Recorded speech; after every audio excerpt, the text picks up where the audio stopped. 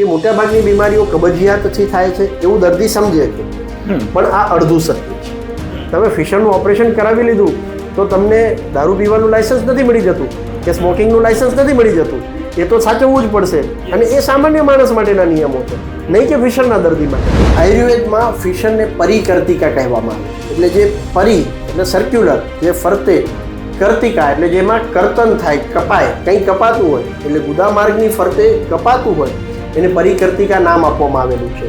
અને એ બળતરા શરૂઆતના સમયમાં મળત્યાગ દરમિયાન જ થાય. વ્યક્તિને એમ લાગે કે કાલે મેં તીખું ખાધું એટલે આજે મળ મારો ગરમ આવ્યો, લસણની ચટણી કે બહારનું ખાવાના લીધે. એકચ્યુઅલ ત્યાં ફિશરની શરૂઆત થઈ જ ગઈ હોય. ઘણીવાર એમાંથી પણ પિચકારી થતી હોય, અથવા લોહીના ધોરિયા જેવું એટલે દધોડી વહેતી હોય એવું પણ બ્લીડિંગ જોવા મળતું હોય છે ખૂબ ક્રોનિક સ્ટેજમાં. આવા સ્ટેજમાં ઉતાવળે ઓપરેશન ક્યારેય ન કરાય. કોન્સ્ટિપેશન ઇન્ડ્યુસ્ડ ફિશર છે તો એમાં સિમ્પટમેટિક રાહત પણ આપવામાં આવે અને એનું સીધું ઓપરેશન પણ થઈ શકતું હોય છે. ફિશરના દર્દીઓ મોટાભાગે અમુક કલાકમાં જ અમારે ત્યાંથી ડિસ્ચાર્જ થઈ જતા હોય છે. ઘણા બધા દર્દીઓ જે મારી પાસે કચ્છની બહારેથી આવતા હોય છે, કે અમુક દર્દીઓ જે ગુજરાત બહારેથી પણ આવતા હોય છે, એ પણ ત્રીજા કે ચોથા દિવસે એમના વતનમાં પાછા જતા રહેતા હોય છે. મારા 2 દર્દીઓ તો એવા છે કે જે લગભગ 350-400 કિલોમીટર અગેન્સ્ટ માય એડવાઇસ પણ સેલ્ફ ડ્રાઈવ કરીને પણ ગયા છે ત્રીજા જ દિવસે. એટલે આનાથી વધારે સારું પરિણામ શું હોઈ શકે? ફિશર પણ એક બીમારી છે. લોકો આના વિશે હવે વધારે ને વધારે જાણતા જાય છે. આપ સામાન્ય ભાષામાં સમજાવો કે ફિશર એટલે શું હોય છે? ખૂબ સામાન્ય ભાષામાં સમજાવું તો શિયાળામાં જે રીતે હોઠમાં વચ્ચે ચીરો પડી જાય, હોઠ ફાટી જાય, એવું જ મળદ્વારના જે સ્નાયુ છે ત્યાં થતું હોય, ત્યાં જે કાપો પડે, ચીરો પડે, વાઢીઓ પડે, એને જ ફિશર કહેવામાં આવે છે. આ ફિશર કોઈને થયું હોય તો એને કઈ પ્રકારના લક્ષણો પેદા થતા હોય છે? ફિશરમાં બર્નિંગ પેઇન થતું હોય છે. ખાસ કરીને બર્નિંગ પેઇન એટલે બળતરા જેવું, જાણે મરચાની ભૂકી મૂકી દીધી હોય. અને એ બળતરા શરૂઆતના સમયમાં મળત્યાગ દરમિયાન જ થાય. અને એના પણ બીમારીના પણ અર્લી સ્ટેજમાં, પ્રી સ્ટેજમાં કહું તો વ્યક્તિને એમ લાગે કે કાલે મેં તીખું ખાધું એટલે આજે મળ મારો ગરમ આવ્યો, લસણની ચટણી કે બહારનું ખાવાના લીધે. એકચ્યુઅલ ત્યાં ફિશરની શરૂઆત થઈ જ ગઈ હોય છે, પણ વ્યક્તિ એને ઇગ્નોર કરે, કારણ કે આવા સિમ્ટમ્સ ફરી 1.5-2 મહિને એકાદી વાર જોવા મળતા હોય, અને એ પણ ક્ષણિક હોય, અમુક સેકન્ડો પૂરતા. પછી જેમ જેમ એ આહાર વિહારનું રિપીટેશન થતું જાય એમ એનો ઇન્ટરવલ ઘટતો જાય અને પેઇનની ઇન્ટેન્સિટી વધતી જાય. એટલે એ બર્નિંગ પેઇન એનું વધતું જાય. પહેલા 1 મિનિટ રહેતું હતું તો પછી 5 મિનિટ રહે, પછી 15 મિનિટ રહે, ઘણાને 3-4 કલાક પણ રહે. એટલે એક પેઇન થઈ ગયું. બીજું છે, જેમ પેઇન વધતું જાય, ફિશર વારે વારે થતું જાય, તેમ એની અંદર અને બહાર બંને જગ્યાએ ચામડી વધતી જાય. ઓકે. અંદર જે ચામડી વધે એને એનાલ પેપિલા કહેવામાં આવે, બહાર જે વધે એને સેન્ટિનલ ટેક કહેવામાં આવે, અથવા સેન્ટિનલ પાઇલ પણ કહેવામાં આવે, અથવા બહારનો મસો પણ ગણી શકાય. ત્રીજું એમાં જગ્યા સાંકડી થતી જાય. એટલે આ સાદી ભાષામાં આ મળદ્વાર સમજાવું તો અહીંયા ચીરો પડે તો ચીરો પડે એટલે શરીર જાતે એને રૂઝવવા પ્રયત્ન કરે. એટલે શું થાય? જગ્યા સહેજ સાંકડી થાય, સહેજ ચામડી બહાર આવે.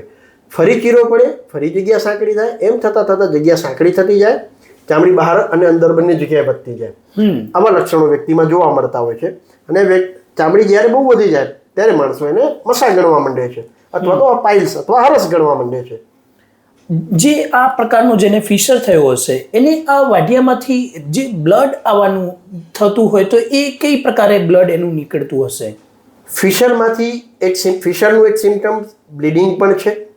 એ બ્લીડિંગ શરૂઆતના તબક્કે મળ ઉપર માત્ર ચોંટીને આવતું હોય છે.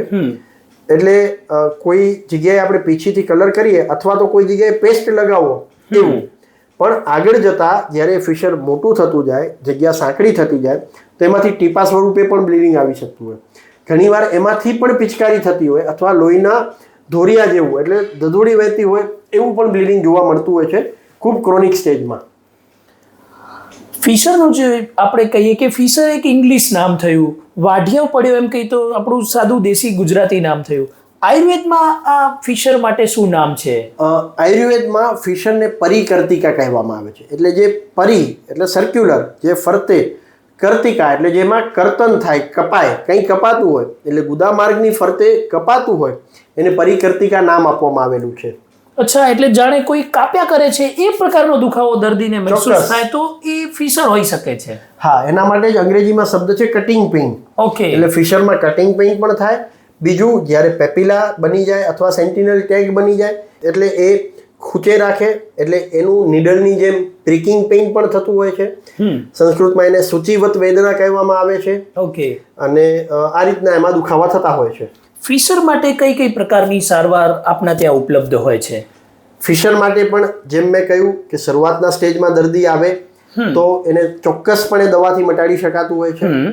બીજું, ફિશર થવાનું કારણ શું છે એ જાણવું ખૂબ જરૂરી છે. એના આધારે એની સારવાર થતી હોય છે. કારણમાં જેમ મેં અગાઉ કહ્યું કે મોટાભાગની બીમારીઓ કબજિયાતથી થાય છે એવું દર્દી સમજે છે, પણ આ અડધું સત્ય છે. ઓકે. તો બાકીનું અડધું સત્ય શું છે? જેટલું રિસ્પોન્સિબલ ફિશર માટે કોન્સ્ટિપેશન એટલે કે કબજિયાત છે, તેટલું જ અથવા તેનાથી વધારે ડાયરિયા રિસ્પોન્સિબલ છે. તમને નવાઈ લાગશે, તમને પણ નવાઈ લાગતી હશે કે ભાઈ ડાયરિયા, ઢીલો મળ અને કાપો કઈ રીતે કરશે? અને કાપો કેવી રીતે કરશે? તો એના માટે સાદું એક ઉદાહરણ આપું. એક પાણીની નળી લેવાની, એમાં અંગૂઠો અડધો રાખવાનો, એટલે પાણીની પિચકારી મારવાની. એ જમીન ઉપર મારશો તો શું થશે? ખાડો પડી જશે. હવે કબજિયાતનો દર્દી તો જેટલું જોર કરશે એટલું જ થશે. ડાયરિયામાં તો એબ્ડોમિનલ પ્રેશર અંદરથી વધારે આવશે. ઓકે. એ વોટરી સ્ટૂલ ફોર્સફુલી જ્યારે નીકળશે ત્યારે ફ્રિક્શન કરી નાખશે, એટલે કે એ ઘસારો કરશે. એના કારણે વાઢીઓ થશે. બીજી વસ્તુ, કબજિયાતનું દર્દી મોટા ભાગે 24 કલાકમાં એકવાર, અને ઘણા દર્દીઓ તો 2 દિવસે એકવાર મળત્યાગ માટે જતા હોય. એટલે ત્યાંના મસલ્સ ઉપર જે જોર લાગે છે એ 24 કે 48 કલાકમાં એક જ વાર લાગે છે. ડાયરિયાના દર્દી તો 24 કલાકમાં 6, 8 કે 10 વાર જતા હોય છે. 10 વાર એની જગ્યા પોડી થશે, 10 વાર ઘસારો થશે, 10 વાર એબ્ડોમિનલ પ્રેશર ઇન્ક્રીઝ થશે. તો એ ફિશરને હીલ થવા માટે સમય જ નહીં મળે, એટલે એ તકલીફ વધારે થશે. ઓકે. ત્રીજું, પુલિંગ ફોર્સિસ વધારે આવશે, ત્યાં બ્લડ લોસ પણ વધારે થશે. એટલે ફિશર માટે જો ડાયરિયા ઇન્ડ્યુસ્ડ ફિશર છે તો એની સારવાર એ પ્રમાણે કરવી પડે કે એને એ પ્રકારની દવાઓ આપવી પડે. આવા સ્ટેજમાં ઉતાવળે ઓપરેશન ક્યારેય ન કરાય. નહીતર શું થાય, વ્યક્તિ ઓલરેડી 6, 7 કે 10 વખત જઈ રહ્યો છે, અત્યારે તો ફિશર છે, તમે ઓપરેશન કરીને એને મોટો ઘા આપી રહ્યા છો, તો એની પીડા ઘટવાના બદલે વધશે. એવા સ્ટેજમાં જરૂરી છે કે પહેલાં એનો સ્ટૂલનો ફ્રીક્વન્સી કંટ્રોલ થાય, એની કન્સિસ્ટન્સી આઈડિયલ બને, સેમી સોલિડ આવે, અને પછી એનું ઓપરેશન કરવામાં આવે. ઓકે. કોન્સ્ટિપેશન ઇન્ડ્યુસ્ડ ફિશર છે તો એમાં સિમ્પટમેટિક રાહત પણ આપવામાં આવે અને એનું સીધું ઓપરેશન પણ થઈ શકતું હોય છે. ઓકે. એટલે દર્દી જો પહેલા સ્ટેજમાં ફિશરમાં આવી જાય છે તો એને દવાથી મટાડી શકાય છે, અને જો એડવાન્સ સ્ટેજમાં આવે છે તો એનું ઓપરેશન આપણે કરવું પડતું હોય છે. ફિશરના દર્દીને પણ કેટલો સમય હોસ્પિટલાઇઝેશન અને એનો જે બેક ટુ વર્કનો સમય લગભગ કેવો રહેશે? ફિશરના દર્દીઓ મોટાભાગે અમુક કલાકમાં જ અમારે ત્યાંથી ડિસ્ચાર્જ થઈ જતા હોય છે. બીજા દિવસે ખૂબ સારી હરફર કરી શકતા હોય છે. ઘણા બધા દર્દીઓ જે મારી પાસે કચ્છની બારેથી આવતા હોય છે, કે અમુક દર્દીઓ જે ગુજરાત બારેથી પણ આવતા હોય છે, એ પણ 3જા કે 4થા દિવસે એમના વતનમાં પાછા જતા રહેતા હોય છે. મારા 2 દર્દીઓ તો એવા છે કે જે લગભગ 350-400 કિલોમીટર અગેન્સ્ટ માય એડવાઇસ પણ સેલ્ફ ડ્રાઈવ કરીને પણ ગયા છે 3જા જ દિવસે. એટલે આનાથી વધારે સારું પરિણામ શું હોઈ શકે કે 3જા દિવસે વ્યક્તિ 350 કિલોમીટર સેલ્ફ ડ્રાઈવ કરી રહ્યો છે. તો એમાં ખાસ દુખાવો નથી હોતો અને ખૂબ અર્લી બેક ટુ વર્ક થઈ શકાતું હોય છે. ઓકે. ફિશરના જે દર્દીઓ છે એને માટે આપ શું સલાહ આપશો કે એને ઓપરેશન કર્યા પછી એને શું સાવચેતી રાખવાની રહેશે? ઓપરેશન કર્યા પછી ખાસ તો બીજી કોઈ મોટી સાવચેતી નથી રાખવાની હોતી, પણ જે સામાન્ય માણસ માટેના આહાર અને વિહારના નિયમો છે એ જ એમણે રાખવાના છે. જેમ કોઈ ગાડીનો એક્સિડન્ટ થયો, નવી થઈ ગઈ, પણ પછી તમે ગાડીનું બોડી કામ નવું કરાવ્યું એટલે તમને રોંગ સાઈડમાં ચલાવવાનું લાયસન્સ નથી મળી જતું. તમે ફિશરનું ઓપરેશન કરાવી લીધું તો તમને દારૂ પીવાનું લાયસન્સ નથી મળી જતું કે સ્મોકિંગનું લાયસન્સ નથી મળી જતું. એ તો સાચવવું જ પડશે, અને એ સામાન્ય માણસ માટેના નિયમો છે, નહીં કે ફિશરના દર્દી માટેના. તો ખાસ બીજી કોઈ તકેદારીઓ રાખવાની રહેતી નથી. ફિશરનું જે શસ્ત્રકર્મ કરવું પડે કોઈ દર્દીને, તો એ શસ્ત્રકર્મ આપ સામાન્ય દર્શકોને સમજાય એવી ભાષામાં સમજાવશો કે કેવા એનો શસ્ત્રકર્મ કઈ કઈ પ્રકારના હોય છે અથવા કઈ રીતે શસ્ત્રકર્મ કરવામાં આવે છે? ફિશરનું જે ઓપરેશન કરવામાં આવે છે તો એમાં ફિશરને કાપીને કાઢી નાખવું એટલે ફિશરેક્ટોમી એ પ્રકારનું એક ઓપરેશન થતું હોય છે. સેન્ટિનલ પાઇલ છે એનું પણ એક્સિઝન કરવામાં આવતું હોય છે, એટલે એને પણ કાપીને કાઢી શકાતું હોય છે. એમાં દોરો બાંધીને પણ એને કાઢી શકાતું હોય છે. જે એનાલ પેપિલા છે એના માટે અગ્નિકર્મ કરવામાં આવતું હોય છે, એટલે કે એને કોઈ ઇલેક્ટ્રિક કરંટ અથવા તો અલગ કોઈ પણ યંત્ર દ્વારા, જેમ કે નાઇફને ગરમ કરીને પણ એને અગ્નિકર્મ આપી શકાતું હોય છે. એ રીતે પણ એ નીકળતું હોય છે.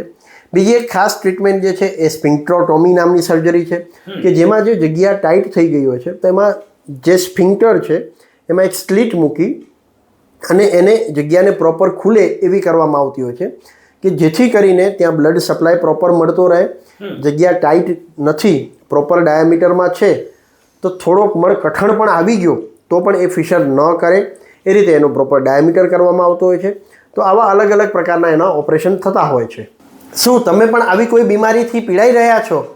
આપને શું તકલીફ છે એ કમેન્ટમાં જણાવશો તો અમે આપને યોગ્ય માર્ગદર્શન આપી શકીશું. જો આ વિડીયો ગમ્યો હોય તો લાઈક કરશો.